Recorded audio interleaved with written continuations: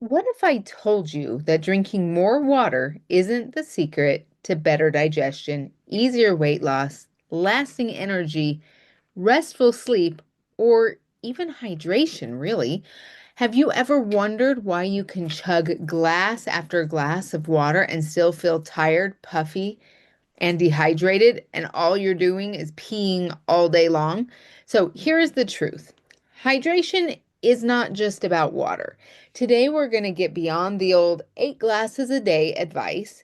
In this episode, you're going to discover why, which is the science, the history, and even the sacred wisdom behind true hydration, and the how, practical, simple steps you can use right away to improve your digestion, lose weight naturally, boost energy, balance your hormones, and even sleep deeply. Does this sound like a panacea? It is and it isn't.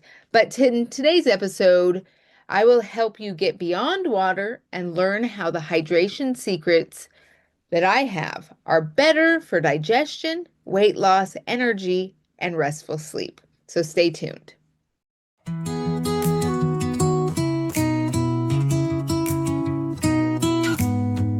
Gallbladder gone. Now what? Let's heal from the inside out.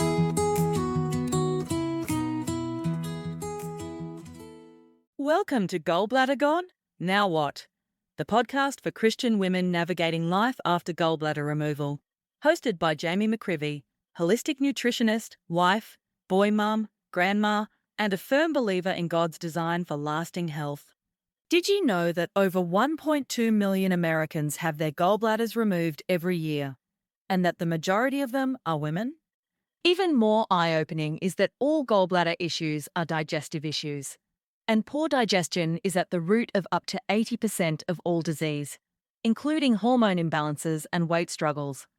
While Jami isn't a doctor and this podcast isn't medical advice, she shares real solutions rooted in research, experience, and God's Word.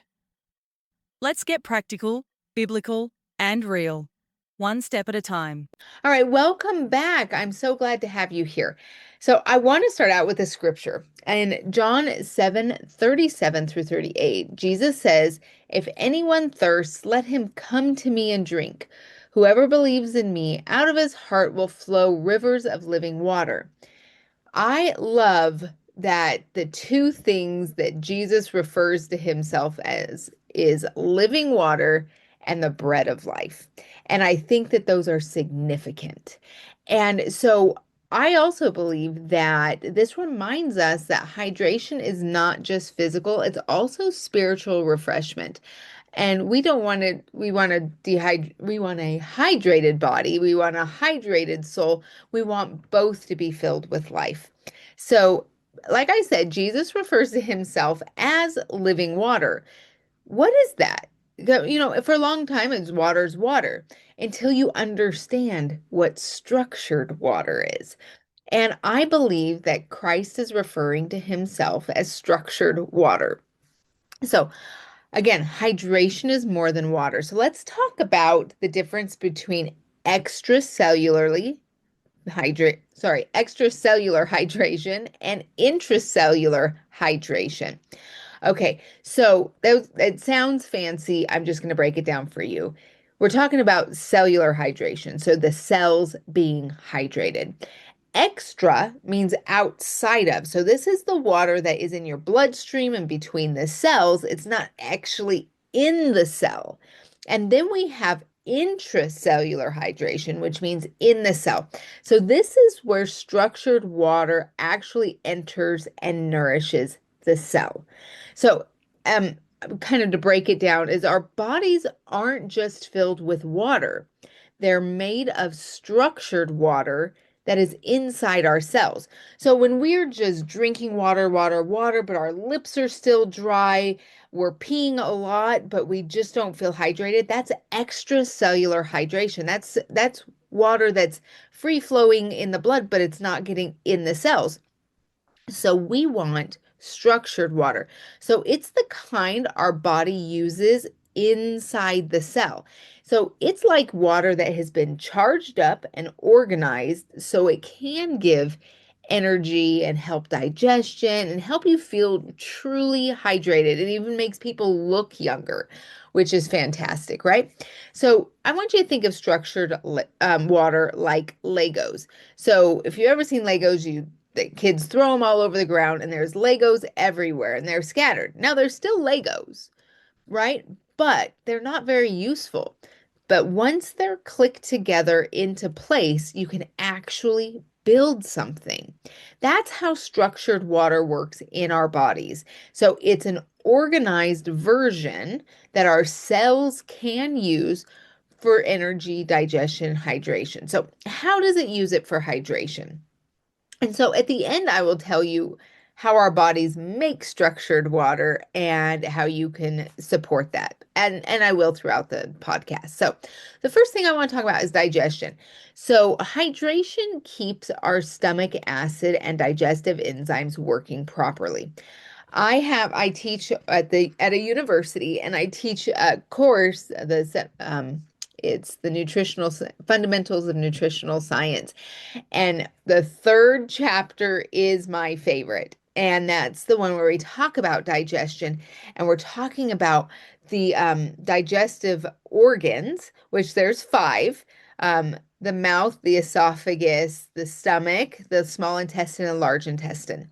But then we have accessory organs. And these are our organs that help the digestion process and help the digestive organs. And so a lot of these enzymes, aside from the stomach, come from accessory organs. So when we're not hydrated, our body cannot create the saliva we need, right? Which is the salivary glands to help with digestion. It can't create the digestive hydrochloric acid.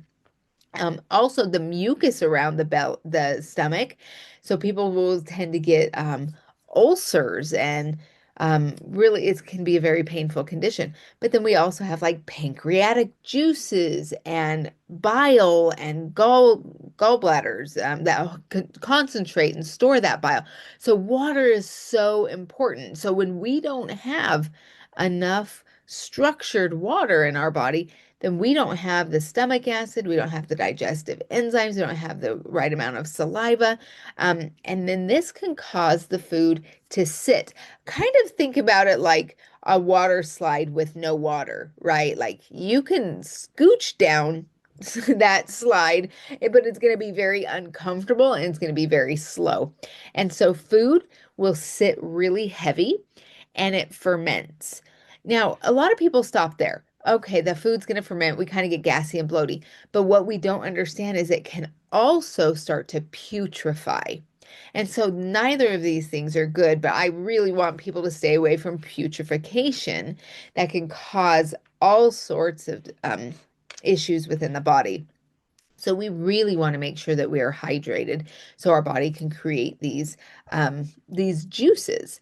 So research shows that hydration also supports that gut motility. So how food moves through your intestines. Again, thinking of that water slide, you want lots of water, you want it to be whooshing through, and so that food kind of goes all the way through without getting stuck.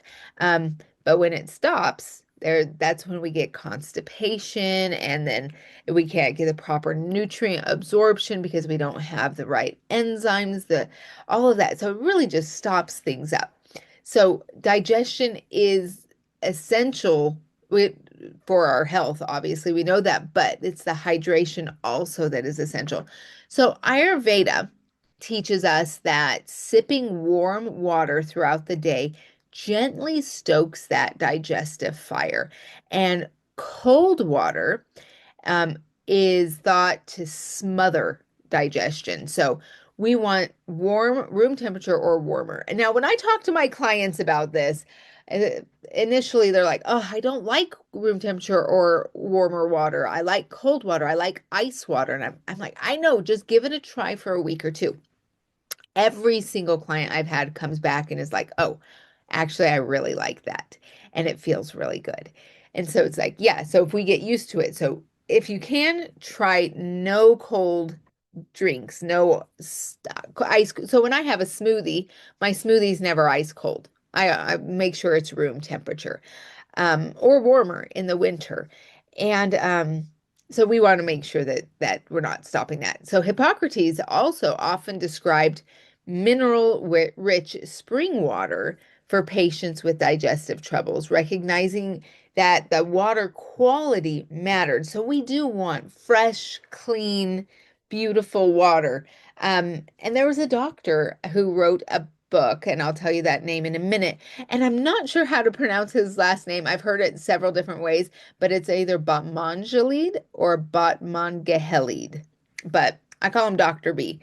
And he was a physician who was imprisoned in Iran, and he had limited supplies, but they were like, hey, you still need to help these people.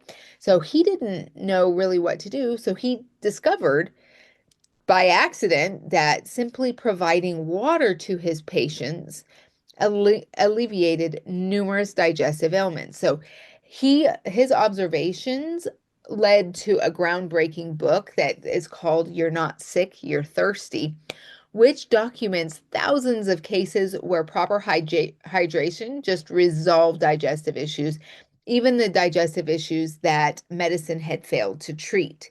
And so it's a fascinating book about water and structured water. So the second thing that what being really intracellularly hydrated does is it helps with weight loss. So drinking enough water boosts that metabolism. Again, we're talking about stoking that fire, right? And so research shows that it can temporarily increase calorie burn.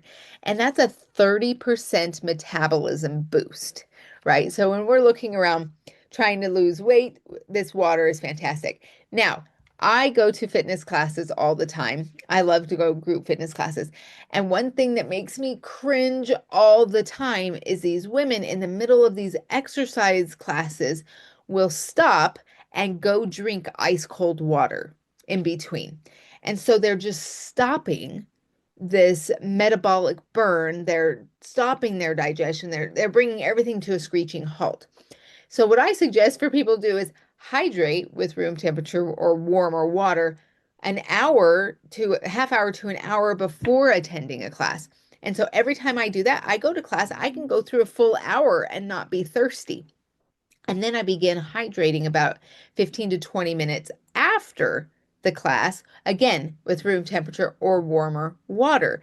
That way you can lose weight. So a lot of these women don't understand that they're actually sabotaging themselves by drinking ice cold liquid during a fitness class or any other time, but especially then. So hydration helps regulate the appetite as well. So most of the time we think we're hungry when it's actually a call for thirst. And there is, in the Journal of Nutrition, there's published research that even 1 to 2% of dehydration in the body weight can significantly reduce those energy levels, cognitive function, and mood, and that 75% of Americans suffer from hunger confusion. So they think they're hungry when they're really thirsty. So as we start hydrating, our need for food and our cravings decrease. And so we get that energy, we get great mood, we digest really well, and we start to lose weight. And it's just truly fascinating how the body works. All right. Now the history behind some of that weight loss is that in many cultures, people begin meals with soup, right? Soups, broths, or tea. And so they're hydrating foods that help prevent overeating. And so this is traditionally done still in many cultures around the world. I know when I lived in China that we would even start breakfast with soup. And it was very delicious. I actually really enjoyed it. They also, in fasting traditions, often emphasize like using water or herbal infusions, which support fat metabolism and detoxification.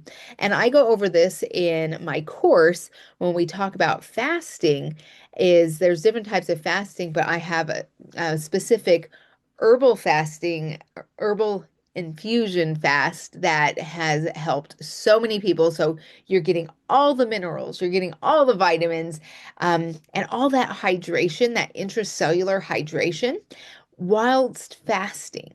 And it's incredibly beneficial, and I do it frequently. I'd like to say I do it more. I need to do it more, but I do it often.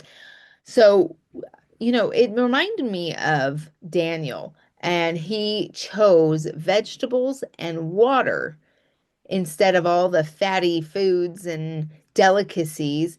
And that led to him having greater health and vitality when he refused the king's rich food, showing that water's role is so important in cleansing and balancing, as well as vegetables, and having them be full of, the minerals and things that give us that added energy. So speaking of energy, like I mentioned, even mild dehydration reduces energy, mood, and focus. So, because our cells rely on this structured water, this mineral rich water for energy production, this is so important. So hydration is what helps so we're bodies of electrical impulses, and that's why we have electrolytes. We need electrolytes, right?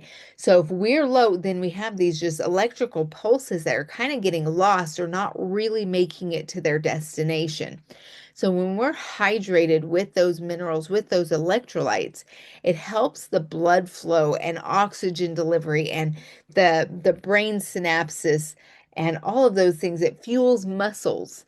And so again, so incredibly important to have this structured water. So historically, Roman soldiers drank diluted wine mixed with water and herbs to maintain their stamina. It was kind of like their Gatorade or their, primitive electrolyte drink that they had.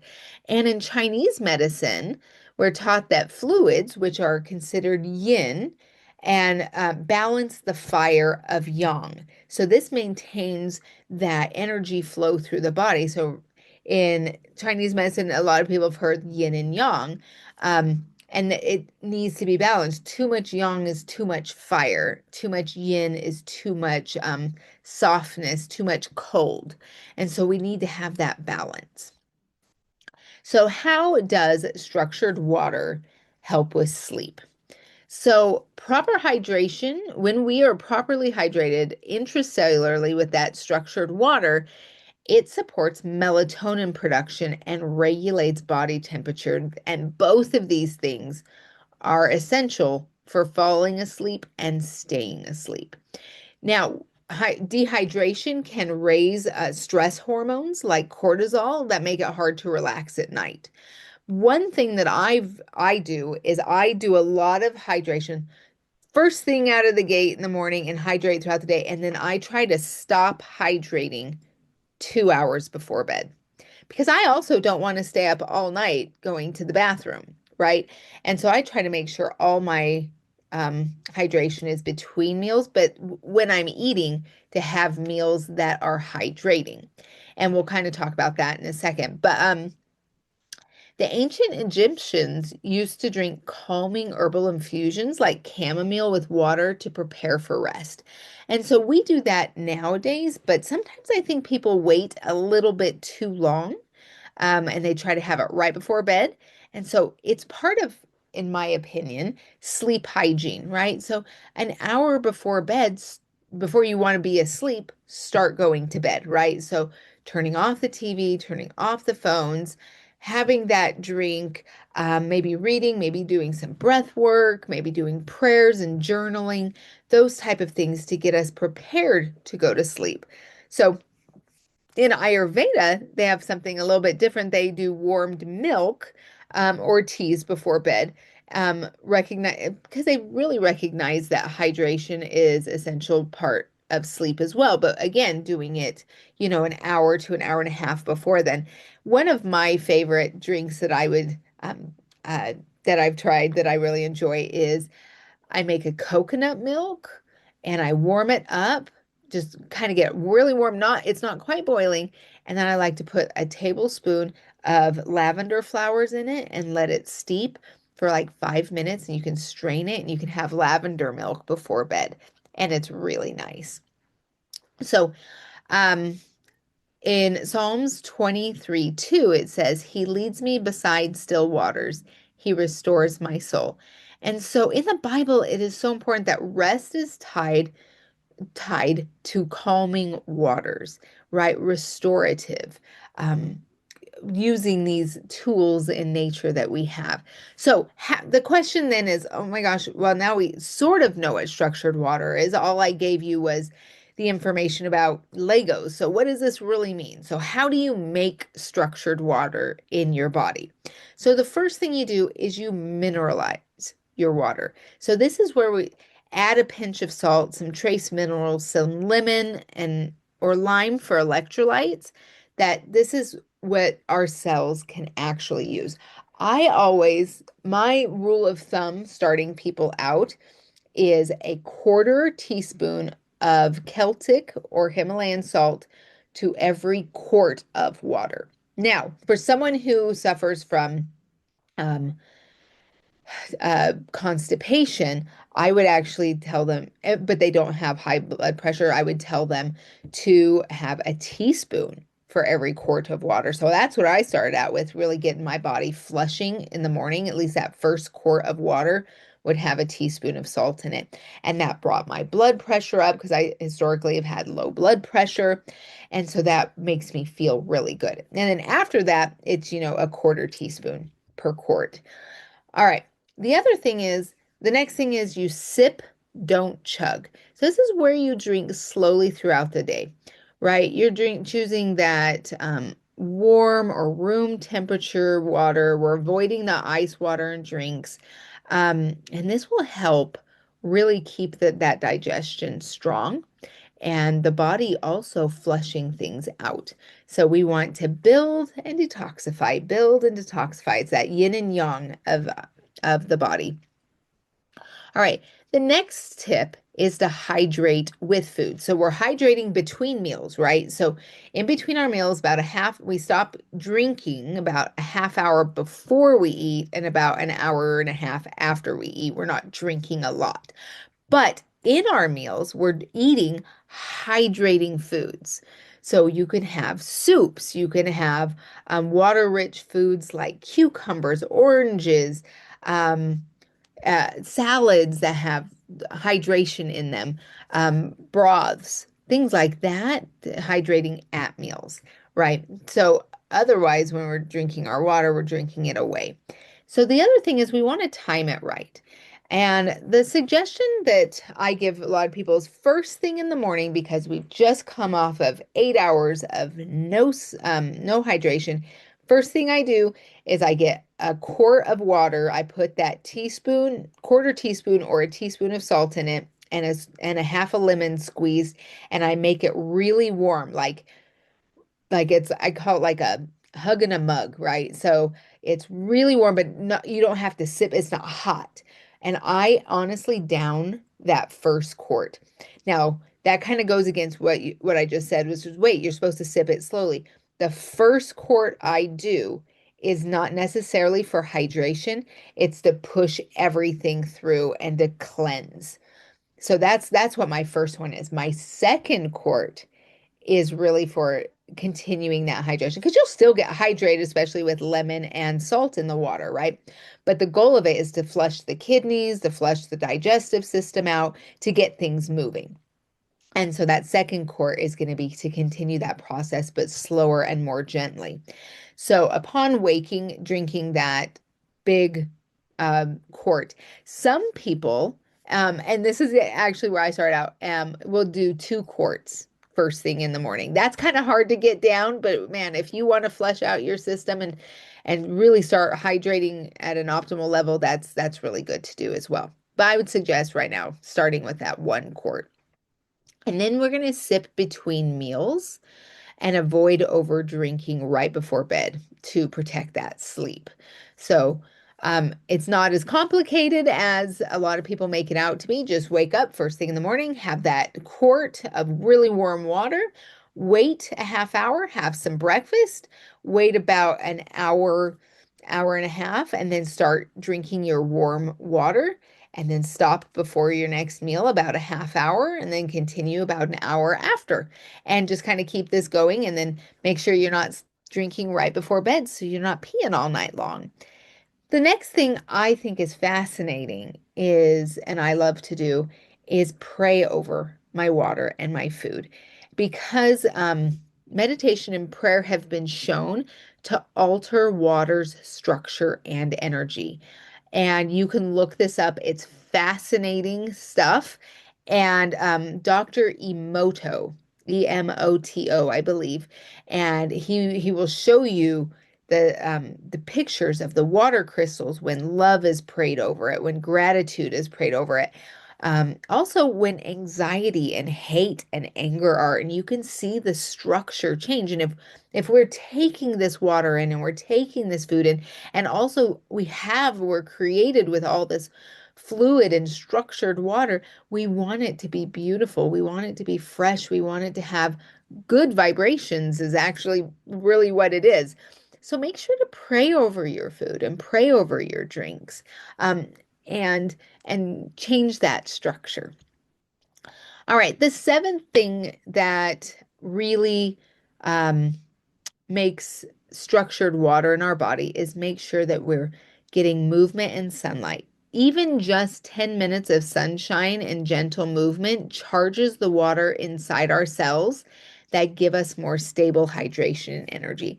And that I just did a video on, or a podcast on number one tips for losing weight, and or for digestion, that's going out on taking a walk afterwards. So if you add that in to your regimen, it's going to be a fantastic way to help you lose weight, get better digestion, increase your energy, and get better sleep. So in closing, a hydration isn't just about how much water you drink. It's about how and when you hydrate, and it's also rooted in ancient wisdom, confirmed with modern science, and reflected in these sacred texts. So when you hydrate well, you don't just quench your thirst, you unlock smoother digestion, natural weight loss, steady energy, deeper and more restful sleep. So this is so important to keep us healthier longer. So remember that all this information and much more is waiting for you in my DIY class, where you learn all about your divine design and God's plan for keeping you feeling healthy and energetic. I keep it very simple and practical, but incredibly effective. So click the link in the show notes and start right now. Because remember, Jim Rohn said, indecision is the greatest thief of opportunity. And I don't want you to miss this opportunity to feel great, to get the energy back, to sleep well. And I just want to say thank you for joining me today. And until next time, stay nourished, stay hydrated, and stay aligned with the way you were designed. Happy digesting. If this episode encouraged you or offered practical insight, be sure to subscribe so you don't miss what's coming next. Leaving a review, subscribing, and sharing with even one friend helps more people discover this message, and Jami is truly grateful for your support. Be sure to check the show notes for free downloads, helpful resources, and a link to join Jami's private Facebook group for extra support and community that blends practical health with biblical truth. Just a reminder, Jami isn't a doctor, so always consult your healthcare provider before making changes to your health plan.